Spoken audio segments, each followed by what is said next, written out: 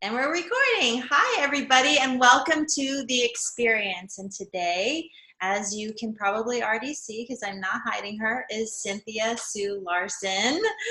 And I've had her on the show before, and I just love having her. And so we're just kind of plugging into where we were last. And I'm going to read a little bit about her so you have some background. She is the best-selling author of 6 books, who helps people visualize and access whole new worlds of reality. She hosts Living the Quantum Dream on the Dreamweaver Visions radio network, and she has been featured on the Discovery Channel, the History Channel, Coast to Coast AM, and the BBC, and has presented papers in international conferences on science, spirituality, and consciousness, which is why I love having you on the show, because you bring all of these worlds together so beautifully. So I'll go on to say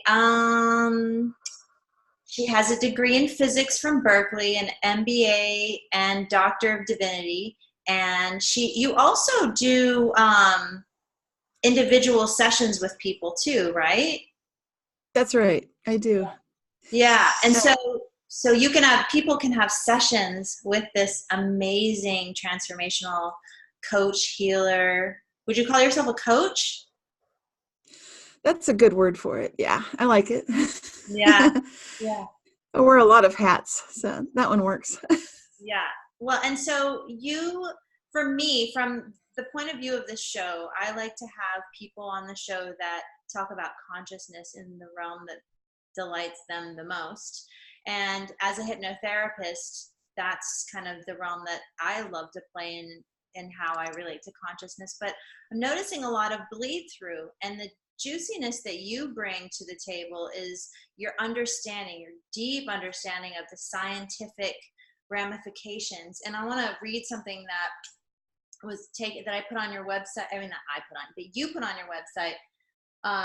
And I think you wrote it. It's, if there is no line demarcating the end of the classical physics world and the beginning of the quantum realm, we start to see what Mandela effects and reality shifts are telling us, and where they may be telling us, where they may be taking us to. And that is where you are like gold. This is the area. So Mandela effects, quantum jumps, reality shifts. This is your jam. So I don't know. Let's just dive in. Awesome. No, I love that excerpt you quoted, because that gets to the heart of there are 2 things I really love to make sure people are aware of. One is exactly what you just described, that there's this real important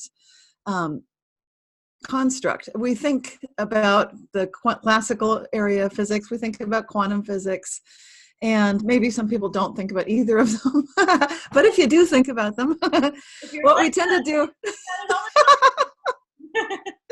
yeah, most people might not think about quantum physics very often, but and that's okay. Well, what we tend to do, though, is we assume that we just trust our 5 senses. People can relate to that. Like, I'll know it if I see it. You hear people say that. And so that shows you that you're in that classical physics, classical logic operating area. What we also tend to assume is that is the universal set. You know, if you've remember those Venn diagrams that you saw in school? And there'd be the universal set, this huge rectangle, it's everything. And then there'd be little circles inside. And so people, if they do think about classical and quantum physics, then they realize, okay, classical's here, quantum's here, and they kind of intersect maybe. Or they might assume that they're side by side or something. What I'm noticing, and what some of the top theoretical physicists that I love the way they think the most are noticing, which I think is pretty incontrovertible, it's just like exactly true, is that the universal set is more aligned with quantum physics. In other words, quantum physics is the big world that everything is within. And then classical, or trusting our 5 senses, knowing true and false, that's a very limited subset. It's a special case inside of the greater quantum physics.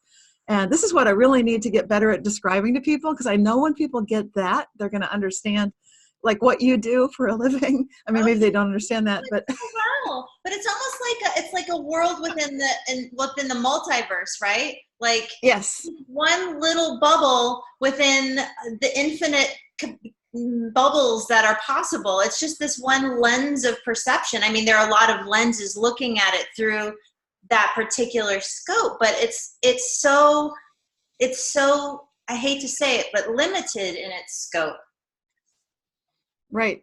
So I feel like my calling, if you will, get that's the right word for it. I feel called to help describe this better because, in a sense, it's almost hopeless. I'm trying to describe something that even our top scientists, the most brilliant researchers and physicists in the whole world, have had some difficulty adequately explaining what's going on when we look at the quantum realm.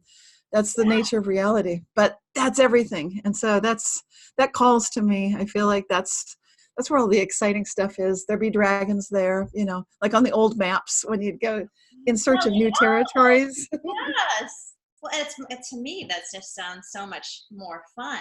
But Oh yeah.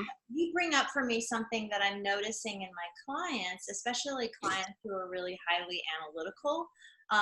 When we start to access their consciousness, sometimes it's really, really tricky for them because it's this letting go of the intellect, and so there's that happening.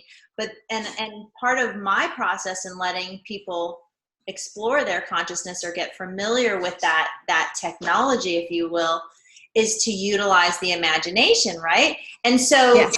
they're like, but if I'm making it up, then what is real? So it becomes, there's a bit of a fear or like, holy smokes, my reality is just kind of like I'm just making it up, like it's not what everybody said is real. And that can be, obviously the work is not to just go, yep, deal with it and kick them out the door. It's to help them manage that stepping out of that little bubble, right? Right. Yeah, exactly. And I think you hit the nail on the head there, because when people want to grab onto something, it's human nature, of course. You want to feel safe, you want to feel embraced. And if this is the world you grew up in, as it was for me, this Western assumption of classical logic, classical reality, even though my mother was very intuitive, she still was not, she was enculturated in our Western culture that we're all soaking in. And so even with such a beautifully intuitive mother, she didn't believe me when I was noticing that I could think to stop and start the rain and that would happen. When I was 5 years old, I thought, I'll just tell my mom this is the coolest thing. I'll show her. Like when I'm in this right frame of mind, weather's just doing what I'm thinking. But then the funny thing was I showed it to her and it didn't work. So so at age 5, it didn't really shut me down, but sort of. It showed me that we have to relate to the people in our environments. And so often when you see a client, when you're working with someone, they're not working in a vacuum. They've got their family, they've got their influences. They might be an engineer, they might be going back to some job where everybody is totally with blinders on, and that's all they're seeing is just the 5 senses that they know to be true. And only material realism is real. And something like a placebo effect, what's that? That can't possibly have any scientific merit. However, we're finding what? That's just a sugar pill. Yeah, it also works. Oh, it works. Yeah, so I think it's pretty interesting to take a look at that idea of not just that boundary between classical and quantum, which is a big, super big idea, but the other huge idea is, who are we? And we absolutely are connected to people that we spend time with, that we love, that have an influence on everything in our daily lives. So that's often underestimated in our Western world. In the East, of course, families are appreciated, and you know that you're part of a group and you move together in life as a group. But in the West, that's a very foreign concept. So it's interesting also. Yeah, and I would agree with you 100%.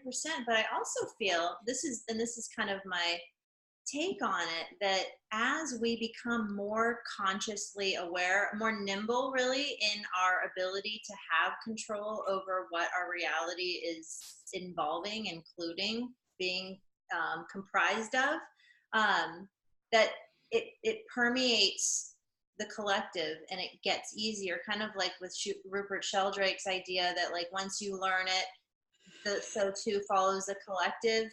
So Yes. make it easier. And so even in cultures, Eastern cultures, there's, I grew up in Hawaii. There's a lot of Asian cultures in Hawaii, and there's a lot. I mean, there's this idea that I believe is falling away with us becoming more conscious as a collective, is this idea that things must be rule oriented and more contained, more if this then that, maybe mathematical. I don't know. You could probably put it in a context that's more scientifically palatable and less woo woo. But this interests me a lot, and I'm curious what you think. Yes.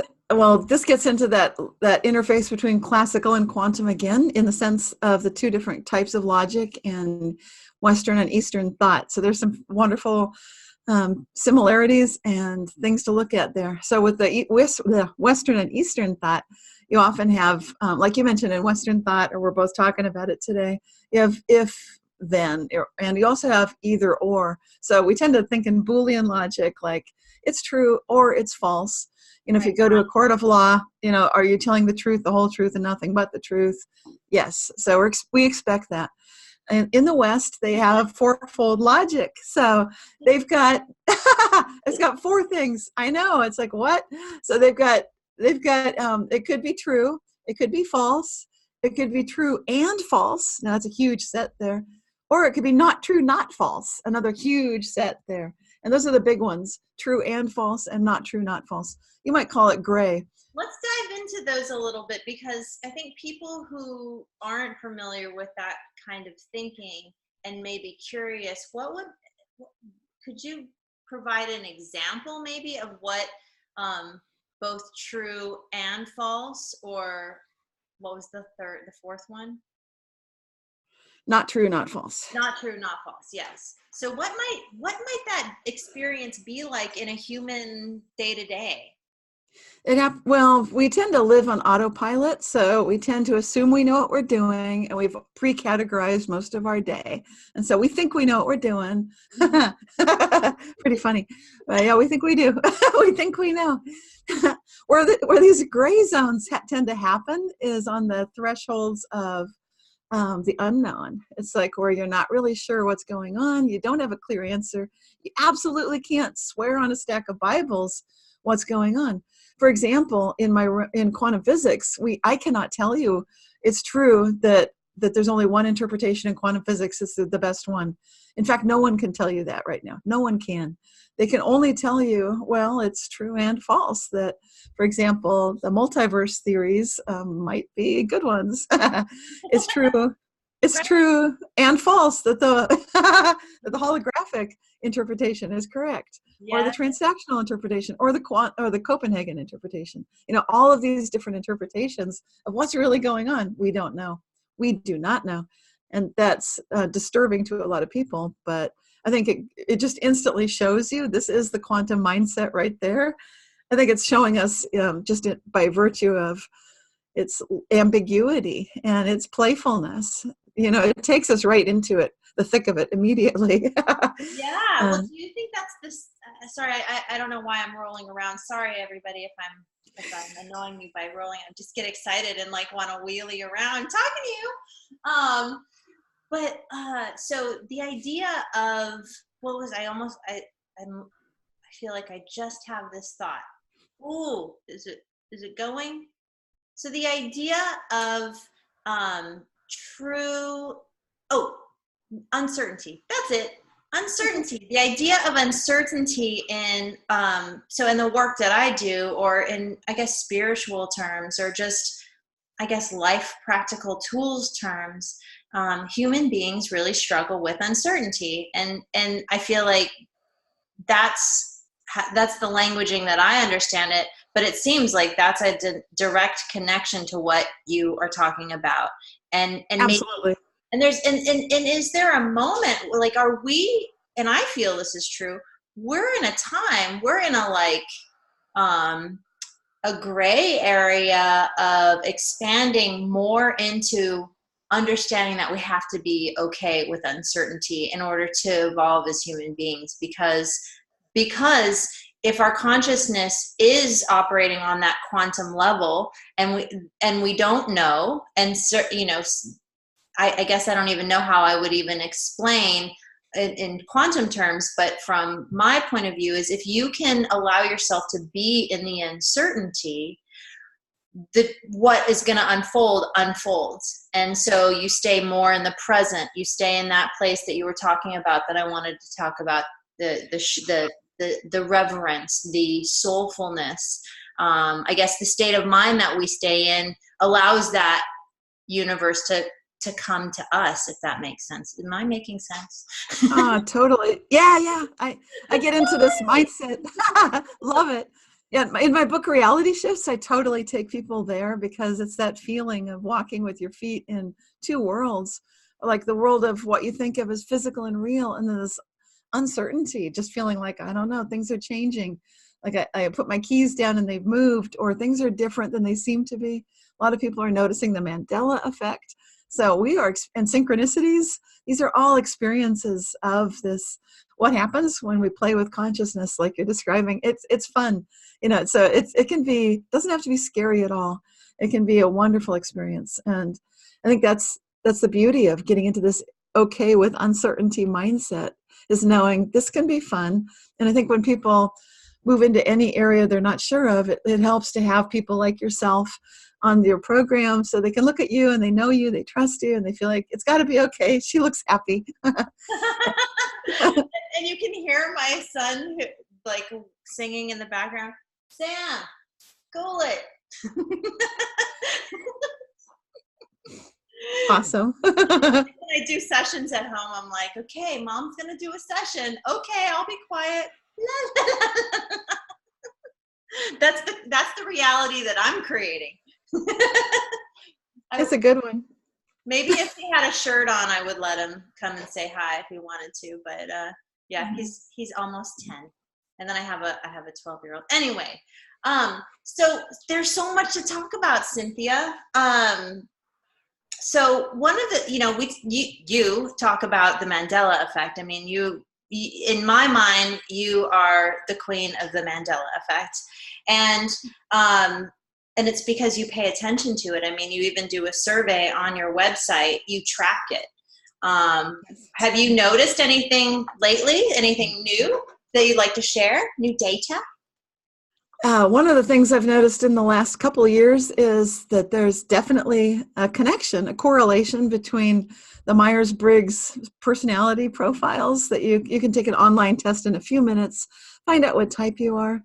You might have heard of extrovert, introvert. That's one of the qualities. The other ones you might not be familiar with, but you can just take the test and find out what you are. What's striking to me when I look at the results of looking at Myers-Briggs personality types and the percentages in the population versus percentages in the population of people experiencing reality shifts and the Mandela effect, is that the experiencers of the reality shifts and Mandela effect tend to be largely intuitive feelers. Those are people who trust their intuition and they feel rather than sense. It's just a tendency. It doesn't mean they don't do anything else. It's just a predisposition. What's striking is that these, like an INFJ personality type on the Myers-Briggs interest inventory, would be considered one of the rarest at maybe 1.5% of the population. However, when you look at who are experiencing reality shifts and Mandela effects, the INFJs are they're the population that's experiencing them 25.6% of the time. So it's like the major, and then you add in some of the INFPs. Now you're at like and the ENFJs, and now you've got 62 or 63% of the experiencers of the Mandela effect comprise only 8% of the population. So it's a very small subset of people. And these are the intuitive ones. These are, I think there's no accident here. I think it's just another way to look at the whole world of, the intuitive is the universal set, the rational is a subset. I'm just rephrasing what I said earlier about the quantum as the universal, because you can absolutely you can take all the quantum equations, and then you can actually come up with all the classical physics equations from the quantum. So it's provable that classical is a special case. Therefore, I think we can actually take that like an analogy and say intuitive is the big picture. And that's what's really going on, much more than the 5 things we think we can measure, with our senses. And so I think that's go ahead. it's so cool. I think that's been huge, a huge discovery just of mine with the surveys I've been doing and research that I'm looking at. So I think that's a huge breakthrough in terms of our understanding of where are we going, what does this mean for us. And I think it means that we all have access to intuition. Some of us choose it as our go-to toolbox, and the ones that choose it as the go-to toolbox are on the cutting edge of experiencing synchronicities, Mandela effects, alternate histories, that kind of thing. And that, to me, that's exciting, that's positive. It means that you might have had some incurable condition, no big deal. You've got it, you used to have it, but that doesn't mean you're always going to have it. And so that's what's fun about it for me. And it means people that come to see you, they have every reason to expect good results, because of course hypnotherapy is going to be the cutting edge technology for how to surf through these different realities, obviously. So. Oh my gosh, I just feel like the universe is just starting to open up, and what a cool reprieve too for people who have been kind of like the intuitive weirdos, like kind of marginalized as kind of subset outlier weirdos, are like actually having these really profound magical experiences. And maybe, just a thought, maybe the frequency of these INFJs, etc., are increasing. I wonder, do you know if they're keeping track of that? I haven't seen a study on that, but I'm noticing people tracking the Schumann resonance of the worldwide energies. That does seem to be associated with the intuitive feelers. They'll definitely pick up the vibes on those crazy days when the Schumann resonance just goes to a very high pitch, and it completely departs that 7.88 point whatever hertz, vibrate. Like yesterday it was like goes, 7, crazy. So, yeah. If so, and I want to talk a little bit about that, but to stay on track with the increase of people who are being more intuitive, because I'm seeing almost everywhere, like, are you an empath? And I would just basically equate people who are feelers, empathic, empathetic, who relate to people in that feeling way. I would guess that they would probably respond to the Myers-Briggs as being intuitive. It's a leap. I don't have any proof of this, but one thing I notice in my practice is I almost ask this with every client because I'm just curious.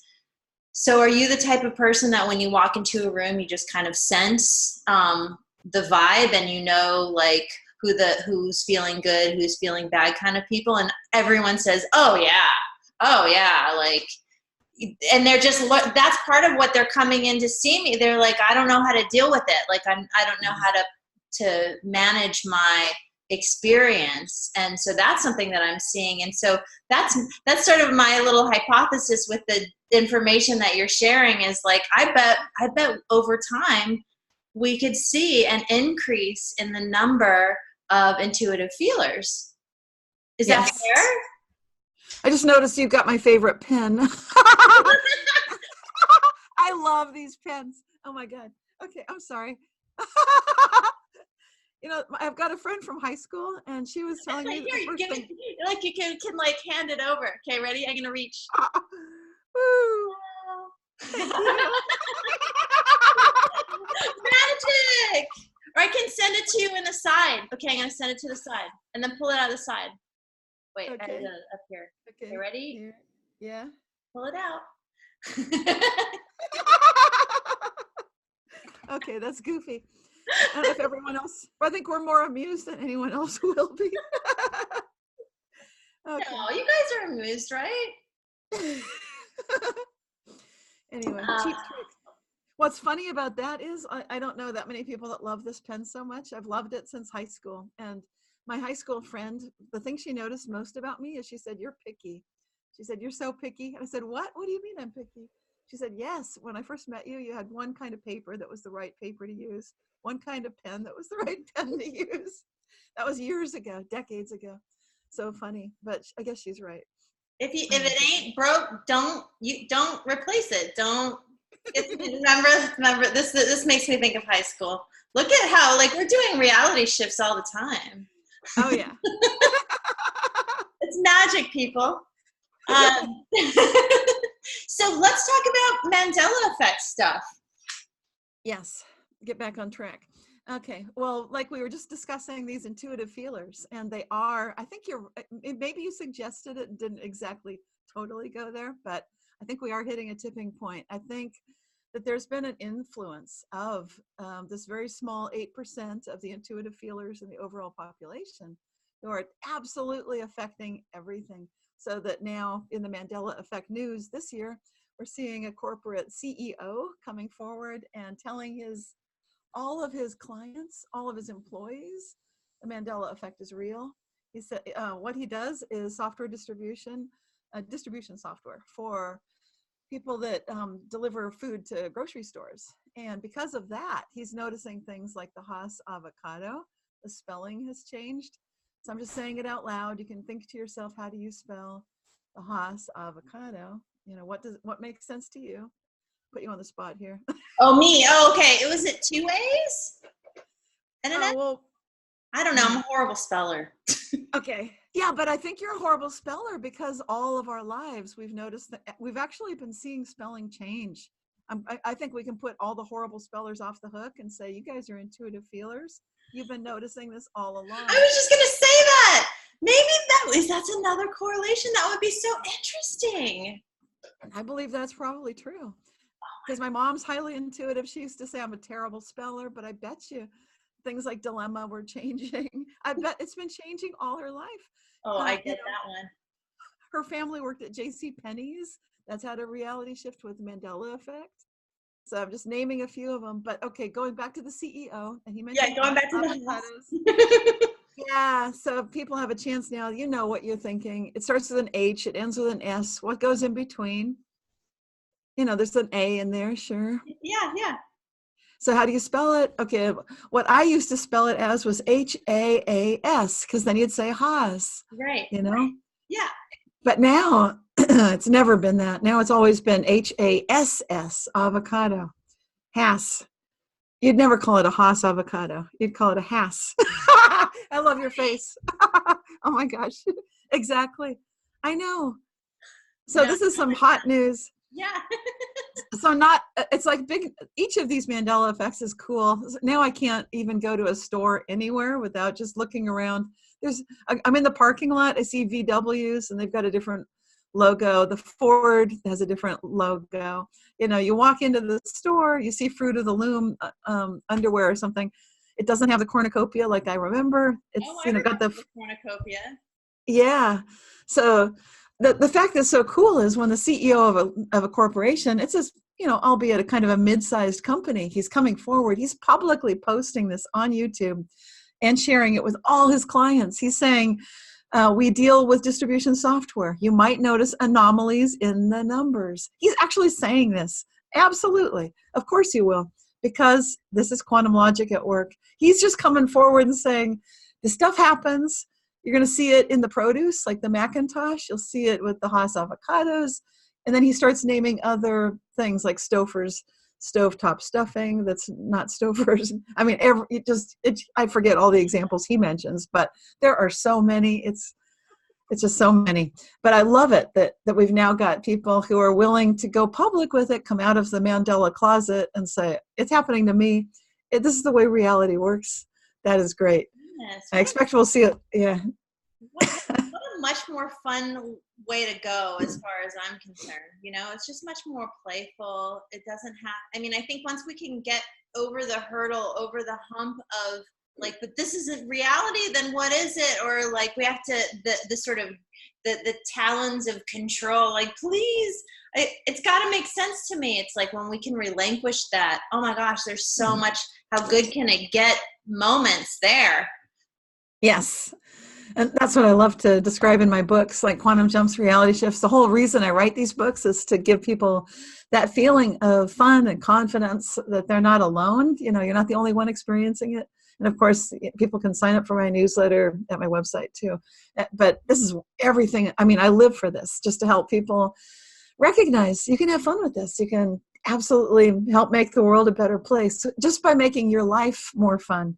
And that's all it takes, really. So this isn't one of those heavy things where we have to save the world and doom and gloom and you have to carry a heavier burden. Let's load you up some more with more stuff you have to worry about. No. Let's save the world with joy. Yeah. Right. And it doesn't have to be so hard, and it doesn't like that. But the benefit of these thoughts, these reality shifts in just the way we operate on a human level can change politics, can change the world. I mean, the power is exponential. The potential is limitless. Yeah, an example of that would be just the way the human kidneys are now, they've moved. So before I talk about it, just think, if you're watching this, you haven't heard about that, think, where do you think your kidneys are? And maybe a lot of people have no idea. That's okay. Like, no idea. My dad had one of his kidneys removed. So that's only. Oh my gosh. So they had to like, you know, it was like back here. Yeah. So usually in the past, excuse me, let me take a sip of something. Yeah, take a sip. I'll do it too. Okay. Yeah. So in the past, kidneys were considered a little bit of a hazard, in the sense that if you got a kidney punch, I'll let people think about that. You've heard of a kidney punch? Yeah. You know what can happen? Like if two guys are fighting in a boxing match and somebody takes an illegal kidney punch. Yeah. What could happen? We know what could happen. They might start bleeding in their urine. That means they could be dead really fast, maybe before any medical help could arrive. Oh, I never realized it was that serious. That's what it used to be. I'm talking in the past tense, because what has happened to every human being on this planet? What is the population now? It's billions, right? Yeah. Thanks. Okay. 7, 8 billion. Yeah, let's call it 8 billion. So 8 billion people on the planet simultaneously in the last couple of years have all had our kidneys lifted to safety inside of our rib cage, up higher, so that they cannot easily get kidney punched. They're not going to get hit like that because they've moved up, up, up, up into the safety of the ribs. This is one of many worldwide, global, instantaneous changes. I mean, this should be front page news.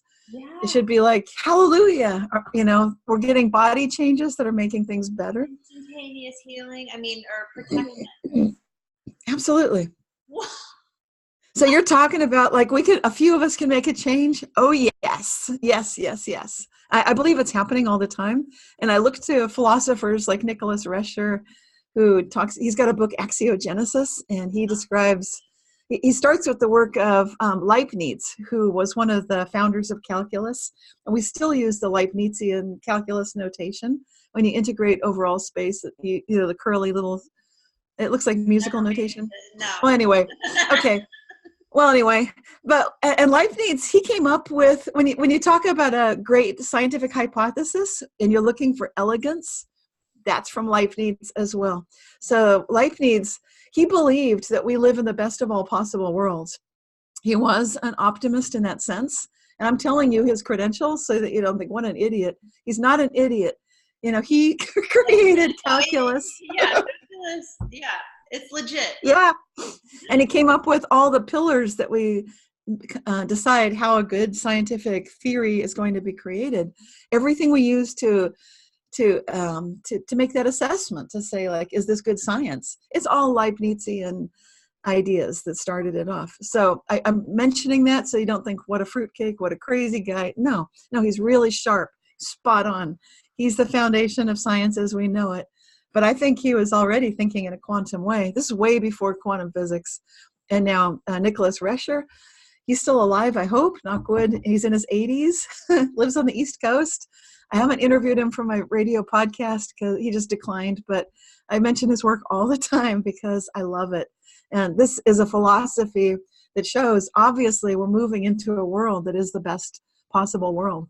he does this with logic, but he brings in some of the quantum ideas. And so I love that, of course, because, he's showing absolutely, we can see proof that things are naturally going to be the best they can be. So that's a book, if people want to bolster up their own, sense of how can we be sure that things are going in a good direction when we trust everything, you absolutely can. And that's even if you're an atheist. Now, obviously, if you've got a religious foundation, you don't need these crutches. Then you feel safe. You feel like, oh, things are good. I know it's good. So good. I'm so glad, because this is definitely an area I wanted to cover today. Good. Yeah. Because I want everyone to feel okay. There's no need for anyone to feel left behind just because they don't believe the right religion. Nonsense. I think everybody has access. Everyone has access to how good can it get. And I believe we're going there. And so I know we're doing it together. Sometimes we have little scuffles, like families have squabbles. And so you'll see some of that in these Mandela effects, I believe, as well. But they're just temporary. You'll see flip-flops. You'll see things go one way, come back. That's sort of a strange area of the Mandela effect, but I think it's a very interesting area where you can see one reality and then go back to another one. And this could happen in your life too. You might notice that you're praying for healing and you're doing hypnotherapy to release a condition, and then you find yourself back in the other reality. Don't get frustrated. Don't give up. This happens. It's called a flip-flop. No big deal. Still dealing with something. And it might not even be your stuff. It might be like you're connected to your family stuff, whatever, but you can help clear it out, and absolutely you can. So when you do your part, you're helping everybody for sure. That's awesome. So when people are in the process of shifting their focus to a reality that they prefer, and then they flip-flop, it's like, don't give up in that experience, because you're on your way. Right. So I live life like a waking dream, like lucid living, like I describe in my book, Reality Shifts. So I'll tell you something that happened in my family back when we had our dog. He's passed away now, but in his elderly years, he started developing a condition where I could see he was getting cloudy eyes, like cataracts. And I thought, oh boy, I don't want that to happen to our sweet Prince Moonshadow. My daughter named him. So it's like, okay, sweet Prince Moonshadow, we don't want you getting cloudy eyes. So I would just hug him, tell him, love you forever. And I just picture in my mind, in my consciousness, he doesn't have that condition. And then he looks great. So like a day or two later, then my daughter would come to me, the one who named him. And she said, Mom, bad news. It's about the dog. I said, is it his eyes? She said, yes. I said, oh, don't worry about that. What are you seeing? And she said, well, it looks like he's getting cloudy eyes. I said, yes, I know it looks like that, but here's what we do. We just picture like, that's not acceptable. Of course he can see clearly. And that's never going to happen, that cloudy eye condition. And she said, oh, okay. And then he was fine again. And then my husband came to me and said, bad news about the dog. We went through the whole thing again. So now three of us are all, this is how you build coherence. Yeah, so we all got on board. Same discussion happened. Like, okay, it looks like that sometimes, but here's what we're going to do. And he's like, oh, okay. So we're all on board. And the end of story was he never did get, except for a few flip-flops that some of us witnessed independently. That's what I'm talking about. These little flip-flops, no big deal. You just bring everybody on board and no problem. Just a little blip along the way. Yeah. Yeah, it looks like that sometimes. But here's what we're going to do. Oh my gosh. It makes it so much fun. So in your website, you talk about, you talked about changes in human anatomy, geography, passages in books, products, and movies. So do you want to talk a little bit about the geography that people are noticing? Yeah, this one is very, it depends on where you live, kind of, because the important thing with all these Mandela effects, all these reality shifts, is it has to do with our beliefs of what's possible, and also something called the quantum Zeno effect, which is kind of like the watched pot never boils. Mm-hmm. This is a real phenomenon. It absolutely happens in the so-called quantum realm. Remember, there is no quantum realm. We're in it. we think we're exempt. Like, oh, we're in our classical bubble. We're safe. No. You're completely within. It's like you're in the quantum soup, and we're just a little classical It's not an island. We're not detached from it. We're soaking in it. So anyway, so okay, in quantum physics, you can stare at something and kind of lock. If you just keep checking, observing, this is how a quantum system can maintain a quantum lock on a certain state. You can keep it. You can absolutely lock it into a certain state by observe. It's like you're going OCD on it. Like, I'm just going to keep check. It can't move because I'm going to keep looking at it. Fine. And that's any sort of persistent thought. yeah. You might do it for a good reason. Maybe you've got a reason that you don't want a rope to snap. It's a literal cliffhanger and they're dangling on the edge of the rope, and just check. That rope is good. That rope is good. That rope is good. That rope is good. And they get pulled to safety. Yay. Oh, cool. I love that. Yeah. So I'm bringing this up for the geography because it totally is relevant, because a lot of people, they might notice, like I haven't noticed this. You're going to see reality shifts and Mandela effects on the periphery of your awareness. So it's on the edges. You won't see it in your focal zone. You are quantum Zeno affecting that focal zone. You're locking it in. So likely your house will probably always be on the same location, on the same street. It's not going to move probably, unless you're like a master level reality shifter. And then I feel like moving, and then you can move. But aside from that, we tend to lock these things in. You tend to lock in your own local geography, usually. What tends to change might be things of the past, like it might be a vacation place you used to go as a child, and take a look at it now, see if it looks the same. It might have changed. Take a look at places that are not on your daily central focus. That's where you're going to see the geographic changes. So I'm not going to speak of them as broadly applying to everyone, because they don't. But some people are noticing, now given the disclaimer, having said all that, what's changing? Well, personally, to me, it looks like South America used to be more directly underneath North America. That's one I would say has moved. It's just like scooted. Yeah, what's going on? It's moved way off to the east. Why? What happened? And it changed so much. I know now the Panama Canal that used to go like from the east to the west or west to east. Yeah. Now it's like north south, because that's how much everything's moved. It's like, what?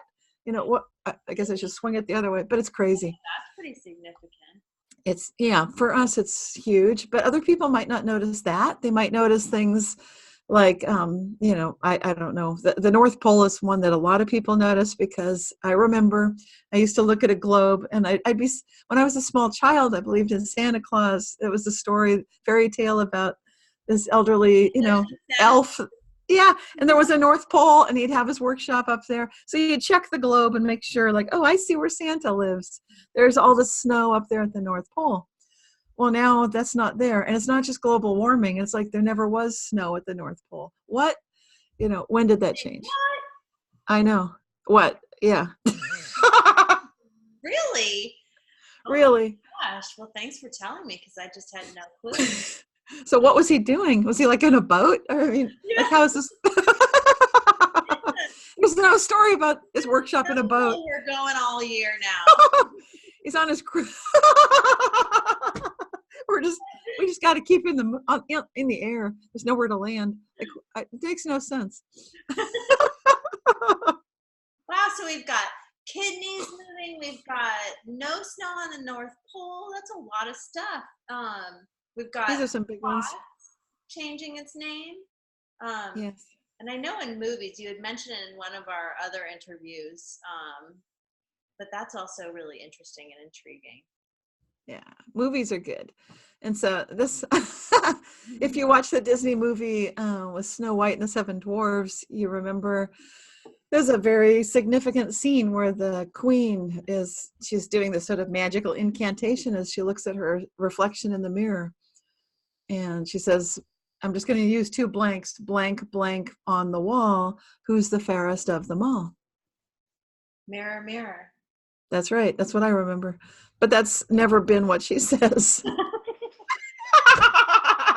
What did she say? I know. No, she's never said that. What she always says is magic mirror on the wall. And that just sounds wrong. Like, no. Where'd the alliteration go? It was always mirror, mirror on the wall. Yeah. No, now it's magic mirror. Right, people?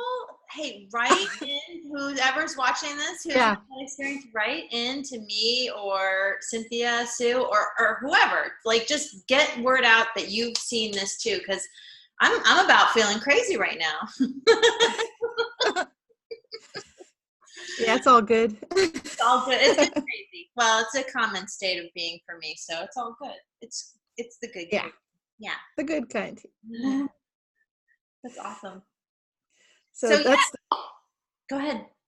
and another one is Star Wars. A lot of people, this is another worldwide one. I'm picking the ones that everybody hopefully has seen rather than just some American film like Field of Dreams or Forrest Gump. We have some local ones that are more local to us perhaps, but I think everyone's seen Star Wars, and that has a classic change for a lot of us in that very climactic scene in the movie where Darth Vader is looking down at Luke Skywalker, who's just dangling, like literally hanging on by this, just his fingertips in this huge One, drop right? off. Yeah, he had his arm chopped off. Yep. And so Darth Vader he says something to Luke Skywalker, and again, it's like blank, I am your father. And so do you remember what he says? What comes to mind? Luke. This was, yes, because it was James Earl Jones. Remember the resonance in his voice? There's nothing like, I saw this in a theater, and the whole theater resonates with Luke. I can't even talk that low. And it just, your hair stands on end. Yeah. Luke, I am your father. Chest must like have this reverberating Luke, but I can't. Yeah. Oh yeah. Yeah, you can feel it. Well, now it's never been that. So it's only ever been, no, I am your father. Even though James Earl Jones himself remembers it. Like, why would it change? Even James Earl Jones, the actor that played Darth Vader, remembers that it was Luke, I am your father. So it's kind of funny when these things happen and people are like, what the heck? That was my line. I know. So yeah, things can change, and I've seen it happen in books. There's just no area in life that's exempt from this situation. I personally believe that it has a role to play in life itself, and I think that's how genetically we make adaptations. I think that's how all of the processes in our body actually operate. I think that's how when we evolve, that's how every stage of evolution has occurred. It's been a quantum jump. This is just natural. This is the way things really work. And it runs counter to what we expect from a material realist point of view. But again, remember, that's a special case. That's just this small way of thinking that we tend to think is everything. We tend to believe in objectivity. That doesn't really exist either.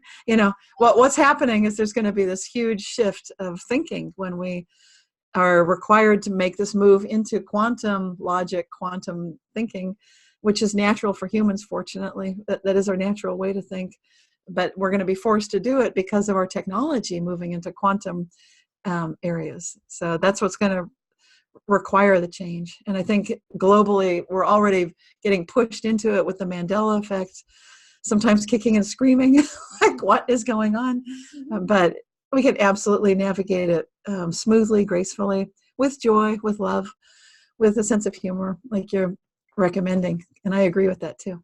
That's awesome. Do you envision, like daydream about what like an educational system might look like in that opened up quantum realm? I mean, that's not even how I want to say it. Like, once we have the ability to access what's like the vastness of what's really going on, things will change. So how do we, because so much of what we learn is, this is how it is, this is how you do things, and this is what you do, and now go do that.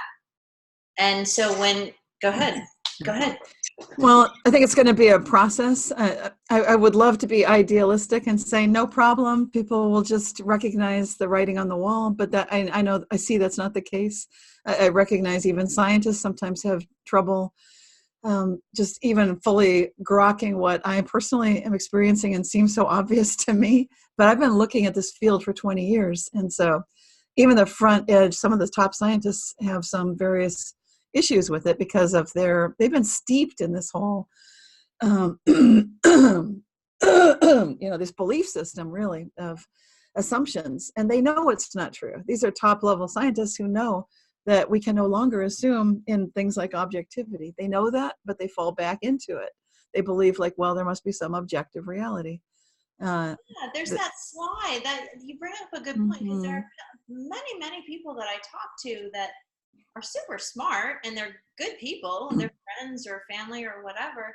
And we can have a conversation and they'll first go, no, and then I'll explain more clearly what I mean. And, I can see that. Yeah. But it's not paradigm shifting for them. Like it's too, Right. I think that's what you mean with it needs to be gradual, or it will be gradual, because it's sort of like, it's kind of how I relate to the concept of grief. Grief is when you've had a loss of something that's familiar on whatever level, and then you have to redefine that familiarity that was lost in a new way, without that object, without that person, without that whatever it is that you're grieving the loss of. And that's what we're starting to grieve, the loss of reality as we knew it, as this concretized thing that everybody is experiencing the same of. And maybe that's what's happening. Like there's this like emotional attachment that's having to be managed and worked through. Yes, that's brilliant. I'd love to see you write about that. I can see you doing a blog post, an article, a book. Oh my gosh, I love it. That's perfect. Let me know. Oh my gosh, let me know. Because I think you're spot on, and I think people don't even know they're in it. A lot of people they're operating a little on that subconscious level, so they're dealing with their shadow emotions and not recognizing what's driving it all. But you're right. I think there is a lot of grief going on, and maybe subconscious, unconscious, and also a feeling of a lot of anxiety. I think a lot of our millennials even are feeling very anxious. Like what kind of world are we moving into? What is it for us to inherit? This is good news. When we take a look at this quantum reality, there's no problem, no problem at all. So I think this is very key that we deliver this message. Yeah. I mean, there's on the conceptual, like the framework of our reality is shifting, and that can be scary. But I think there's physiological responses too. I mean, as you're saying, like our bodies are changing on a quantum level too. And so, like, I don't know if you notice, but sometimes I'll get like heart palpitations. I'll get like my body is going through something, and sometimes it will feel like panic, and I will not even know why. And I know that my clients are experiencing that as well. And I gotta say, I do believe that it's part of the shift that's going on. I do. Right. I think that's true. And so again, yeah, I get some of that as well. And it's interesting to look at the physical explanations. Like some people say this is, they'll point you at EMF fields, electromagnetic fields, and fungus. There's a strong connection between those two, and some of the heart palpitations that you might be feeling. But even when you rule that stuff out, you might still be noticing it and say, okay. Meaning like there's a fungal thing going on and you have heart palpitations? Yeah, it's something that our doctors don't tend to look at. We look at biotics, antibiotics. We talk about that. But for a lot of people that have cancer, they're noticing they take antifungals, the cancer's gone. They'll notice a lot of their inflammation issues are related very strongly to fungus, which is always part of our body, but it's not something doctors tend to look at. No. So it's kind of, no, they don't. But the fungus can respond badly. It's part of the microbiome, and it can freak out when you get irradiated with electromagnetic fields. So I'm just saying, even if you know about that, you factor that stuff out, you still notice like, okay, I'm still getting this weird vibe, this fluctuation. So some of it is, I think you're right, definitely part of this global shift, which is all sorts of things going on. But the thing is, consciousness drives the whole show.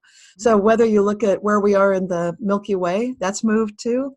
We used to be we were in Sagittarius, now we're near Orion. So if we can move on a cosmic scale, if our bodies can instantly shift, if the planet itself is changing, in other words, every single fact is subject to change. Nothing is exempt from this.